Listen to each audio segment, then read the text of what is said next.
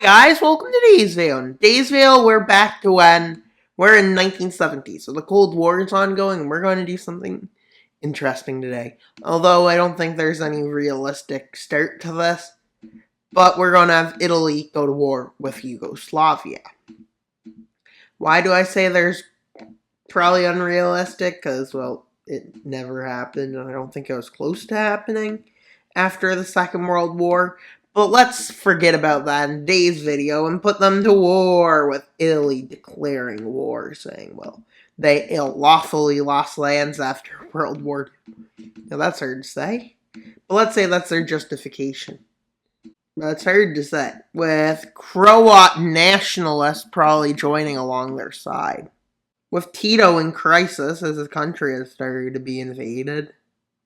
And, well, the first offensive is to try to take over the north, which is their goal, but luckily, due to support, they managed to hold it back. You may say, who's supporting Yugoslavia? Hard to say, probably more people than supporting Italy. I don't know who would support Italy, actually. Well, I do know communism would definitely support communism. But I don't know how likely it is, because relations between Yugoslavia and the Soviet Union were very strained. But I'm sure the Soviet Union would rather a communist nation than a democratic nation nearby. So they'd probably send their support behind them. But they were also pro-neutrality, too. So Italy's probably in trouble for invading a non-democratic nation. That's who's supporting them. And they quickly get their whole alliance to back this. Which means, well, they're backing this. But seeing that this could be a chance to expand democracy, maybe the West would support Italy. Like, yeah, like this. Let's say the neutral nations don't, because that'd be illogical. Some less neutral nations, like Spain, probably wouldn't support. But maybe we could get Iceland, America. We could say both sides are supporting a side. And this will drag out the war, with Italy and Greece supporting them. Italy, because they're supporting democracy, let's say, even though this seems so unrealistic, it's hard to even say. But anyways, with Libya deciding to get revenge on their communist overlord. And, well, yeah, that's probably all the support that they get. Because it's also 1970. What was going on in 1970? Maybe the Vietnam War, so there probably wouldn't be actual troops sent to help, because the Americans are distracted doing something else. With some Croat nationalists popping up. And the Croat nationalists want independence. With Italy deciding to make a naval landing here to try to cut off the coast, which would be a strategic win. Although it doesn't go the best. They get pushed back out of some of the southern coast, and they get encircled. With the only thing connecting them together is Croat nationalism, really. With more Croat nationalism, like right here, wanting independence after this war. With them managing to complete their first phase of the war, but as they were doing that, they got pushed back a bit on this area that they have occupied. But they haven't been pushed out. And in the north, the Croat nationalists get pushed back, and, well, Yugoslavia for now is keeping itself together. Although how long till it actually falls due to this is unknown. With this Frontline getting even scarier and dangerous for Yugoslavia. Now Yugoslavia is trying to say this is Italian nationalism and stuff like that, trying to cause this, calling Italy, saying Italy hasn't moved on since the Cold War, is literally what they say.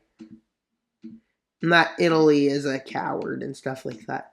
Although the West keeps supporting them, because they don't care about democracy, they just care about creating democracy. Let's just say that. Hopefully that wasn't a too controversial statement, and that the YouTube channel will be over. No, it wasn't. But let's see. As they start pushing the not police, why would I say police? Army back. And a lot of the armies are surrendering. Except Tito orders another offensive and says anybody that tries to disobey it and surrender without permission will be shot. Literally. I don't even know if that's realistic. With not a step back being ordered. With the more Croat areas being pretty favorable to this. With them finally capturing all the coast and having it captured for good. But they're kicked out of the northern Croat lands, although they still have the city of Zagreb under their control. And I guess they're trying to get the city of Sarajevo. I think that's how you pronounce the capital of Bosnia, with them starting an offensive, and the Battle of Sarajevo breaks out. With Bosnian forces having been encircled, and with the battle being a complete success. And with Yugoslavia in a bit of a problem. There's nobody joining in to help them because nobody thinks that's a good idea.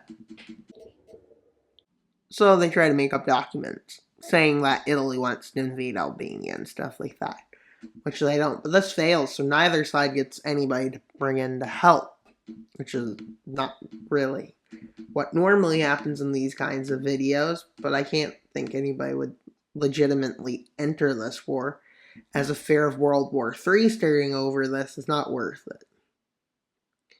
With them just maybe sending a few troops in or stuff to try to hold it. With pro-democracy protesters in Yugoslavia happening. Protests, rebellions, they even take some major cities. Although Yugoslavia manages to take a few out. And well, the Hungarian group decides to revolt to join Hungary, which is like here. And well, Macedonia revolts. And well, Macedonia is probably going to get formed. With Bulgaria saying we will support your independence for some land. Which legitimately means they just flip-flop to supporting the other team. Which makes Russia really angry. Not Russia, the Soviet Union very angry. Because this is the Cold War.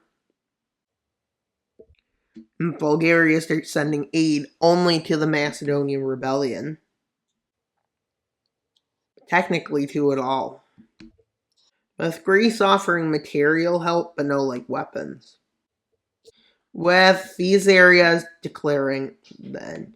With Yugoslavia deciding to surrender. Let's see how the peace treaty goes. 6 new states. Yeah, 6 new states were created, 5 of which are democratic. 1 is aligned towards the east,